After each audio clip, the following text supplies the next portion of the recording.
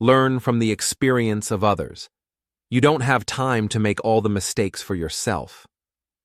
All right, maybe you'll have the time, and in Aunt Pearl's case, the inclination. After all, if you're prone to learn things the hard way, the lessons eventually do stick. Just because it's natural doesn't necessarily bode well for its healing properties. Think of it. Lightning is natural, but you wouldn't go to Whole Foods to experience it, would you? You wouldn't intentionally set a match to your nether parts, would you? Well, Aunt Pearl is made of sterner stuff, and after this experiment gone awry, her tailbone was very stern with her indeed. Why, you've never seen air as blue as the steam that came out of our heroine's saintly mouth when she started the fire down below, the capsaicin experiment gone wrong. Capsaicin is the stuff that makes peppers hot. As a devotee of natural medicine, I've read that this fiery ingredient can soothe aching muscles and joints. Naturally, I decided to test this claim. Spoiler alert, it didn't go well. Over the years, I've treated my tailbone, or coccyx, with all the care of a demolition derby driver. The first time it broke was when my friend Cecilia yanked me off the end of a banister I shouldn't have been sliding down in the first place. The second and third breaks came courtesy of Indiana University's step-laden campus. Let's just say, my footing didn't match my enthusiasm. Then there was the time I landed on my duff while exercising my right to vote in the Carter versus Ford election.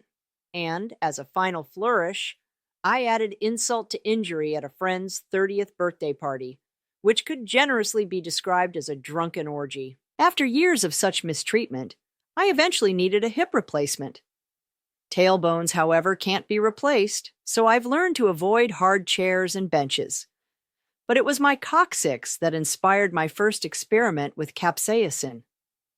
One night, after a particularly long day in court, my backside was throbbing.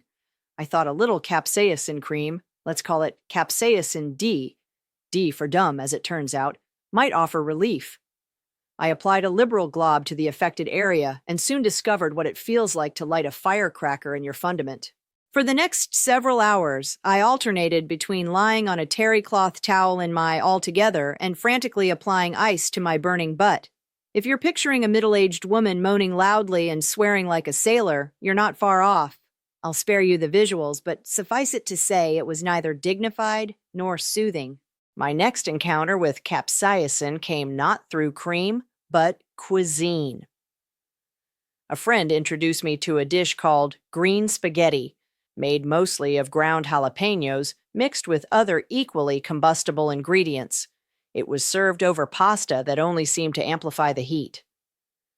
One bite was enough to set my mouth ablaze, and I extinguished the flames with what felt like a gallon of ice water. Lesson learned? Hardly. Later that evening, while washing the dishes, I learned an unsettling fact about capsaicin. It becomes exponentially hotter when exposed to warm water. My hands, still coated from the peppers, suddenly felt as though they were on fire.